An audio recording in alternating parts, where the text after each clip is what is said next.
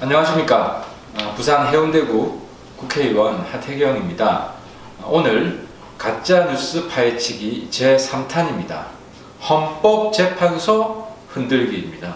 근데 실상 이 내용을 보면 헌법재판소장을 사칭해서 유언비어를 확산시키고 있습니다. 구체적인 내용을 한번 보도록 하겠습니다.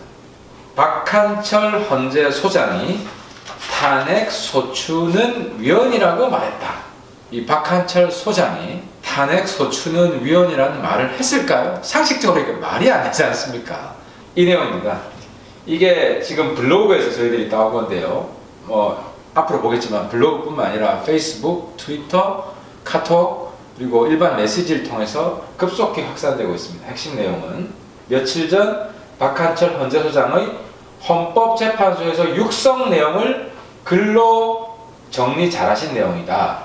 제목은 바로 박근혜 대통령 탄핵 소추는 절차상 하자임으로 위헌이다 하는 주장을 박한철 헌재소장이 육성으로 했다는 겁니다. 육성으로. 이글 말미에 박한철 소장의 당부 말씀을 덧붙이고 있습니다.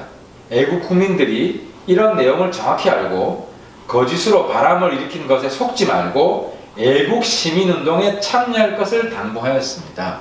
심지어 박한철 헌법재판소 소장이 소위 최근에 맞불 집회 혹은 태극기 집회에 국민들이 참여해야 된다는 선동까지 하셨다고 이 가짜뉴스가 알리고 있는 겁니다.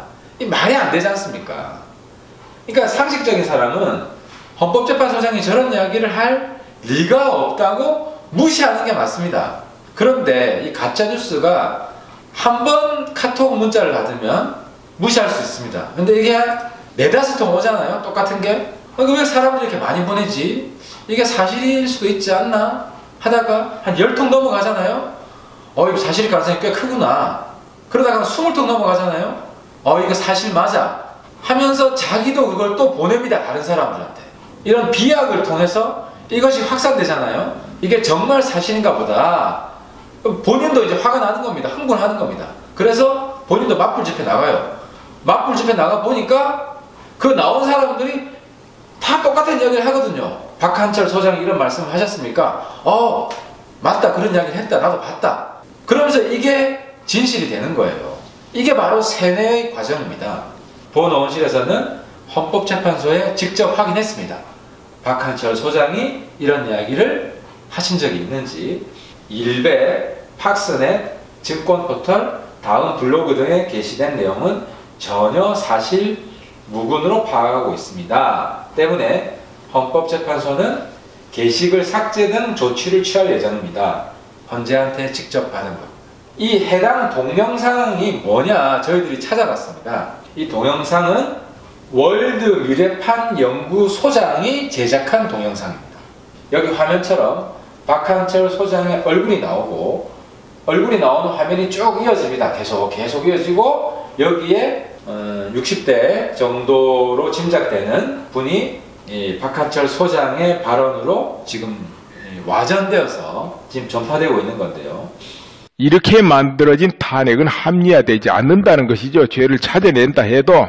그래서 이분이 영상을 여러 개 올렸습니다. 여러 개 올렸는데 이분은 박한철 소장의 발언이라고 소개하고 있지는 않습니다.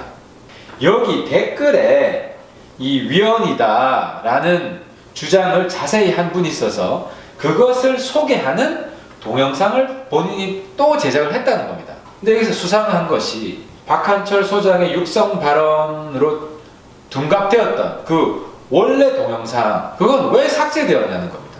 그 동영상 삭제는 본인이 하지 않으면은 삭제하기가 어렵다.